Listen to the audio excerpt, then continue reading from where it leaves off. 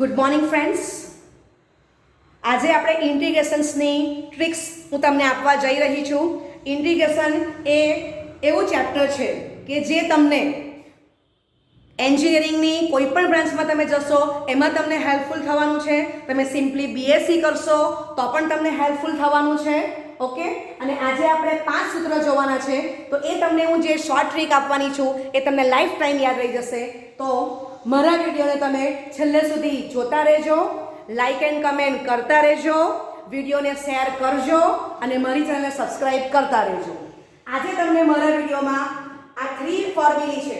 Integration square રૂટમાં x² + a² * dx, integration square રૂટમાં x² - a² * dx, integration square રૂટમાં a² - x² * dx. તો આ 3 ફોર્મ્યુલાને હું 1 ફોર્મ્યુલામાં તમને કન્વર્ટ કરી આપું છું. તમારે એક જ ફોર્મ્યુલા યાદ રાખવાની છે. Okay, integration e raised to x sin bx plus k into dx, integration e raised to x cos bx plus k into dx. તો આ 2 ફોર્મ્યુલાને હું તમને 1 ફોર્મ્યુલામાં કન્વર્ટ કરી આપવાની છું. ઓકે, તો છેલ્લે સુધી મારા વિડીયોને જોતા રહેજો. Thank you very much. Integration square રૂટમાં x² + a² into dx is equal to x/2 into square root માં x² + a² plus a²/2 integration dx upon square root માં x² + a².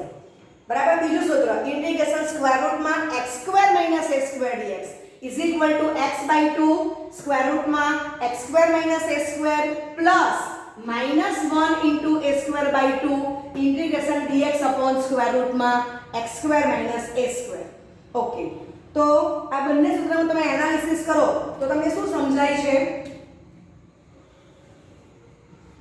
તો અહીંયા જે ફંક્શન તમને આપ્યું છે એ જ ફંક્શન અહીંયા છે અને એ જ ફંક્શન છેદમાં છે. બરાબર છે? ઓકે, બીજું સૂત્ર જો એમાં સ્ક્વેર રૂટમાં x² - a², તો એને હું ફંક્શન કહું તો એ જ ફંક્શન અહીંયા આવેલું છે અને એ જ ફંક્શન અહીંયા આવેલું છે. રાઈટ?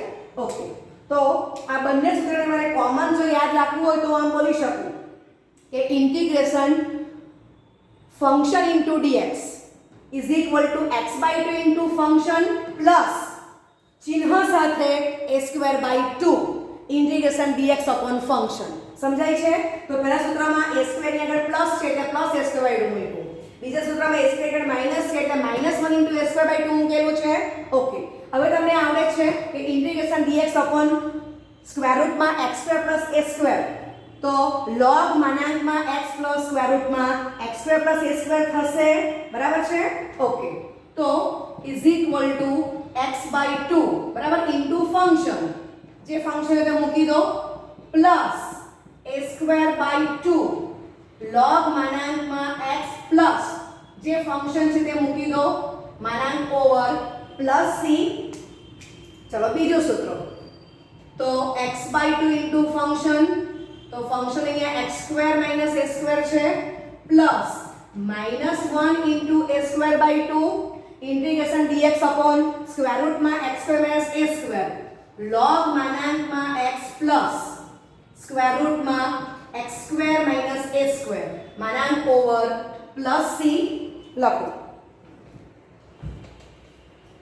ચાલો આગળ, ઇન્ટિગ્રેશન સ્ક્વેર રૂટમાં a² - x² dx તો is equal to x/2 into square રૂટમાં a² - x² plus a²/2 integration dx upon square રૂટમાં a² - x².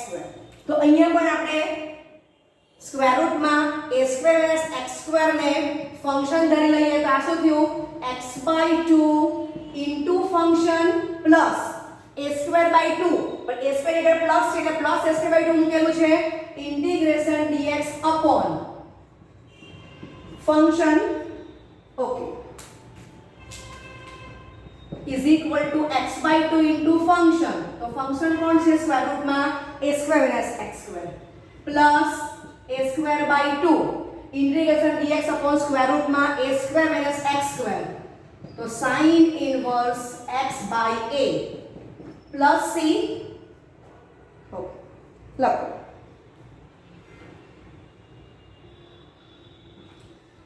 તો આપણે ત્રણે ત્રણ સૂત્રમાં કોમન શું આવે છે?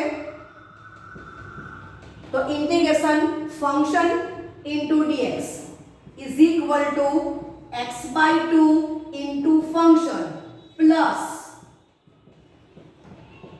ચિહ્ન સાથે a²/2 integration dx upon function. બરાબર છે? હવે એ ફંક્શનની ત્રણ જ વેલ્યુ છે તે હું લખી દઉં છું. તો function is equal to square રૂટમાં x² પ્લસ a², સ્ક્વેર રૂટમાં x² માઇનસ a², સ્ક્વેર રૂટમાં a² માઇનસ x². બરાબર છે? તો ત્રણે ત્રણ સૂત્ર એકમાં જ આવી જશે. ખ્યાલ આવે છે?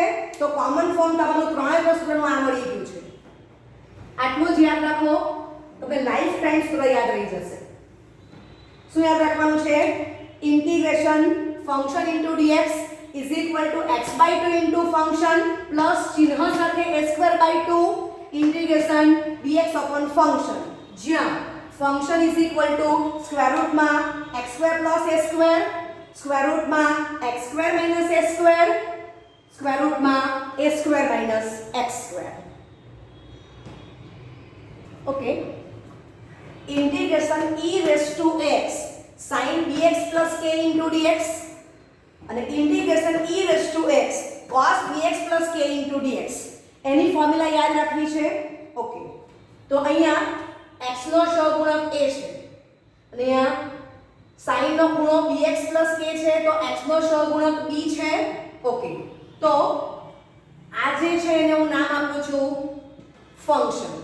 બરાબર છે? ઓકે. તો sin ફંક્શન છે તો એની જોડી કોણ હશે? cos. બરાબર છે? તો સૂત્ર હું યાદ રાખું છું e raise to ax upon a² plus b², a into function minus b into જોડી. sin છે એટલે વચ્ચે માઇનસ આવશે. a into function minus b into જોડી, ફંક્શનની જોડી. રાઈટ? ચલો બીજું સૂત્ર integration e raise to ax cos bx plus k into dx. તો અહીંયા કોણ x નો સહગુણક a છે, cos નો ગુણો bx plus k છે, x નો સહગુણક b છે. e રેઝ ટુ x બેઠું કોપી કરો upon a² plus b², a into function plus b into જોડી, cos છે એટલે વચ્ચે પ્લસ આવશે. આ ફંક્શન તો a into function plus b into જોડી, sin ની જોડી cos ને cos ની જોડી sin છે. બરાબર છે? તો ખૂબ સહેલું છે. e raise to ax upon a² plus b², a into function b into જોડી, ફંક્શન જો sin તો વચ્ચે માઈનસ આવશે ને ફંક્શન જો cos હશે તો વચ્ચે પ્લસ આવશે. બરાબર છે? ઓકે.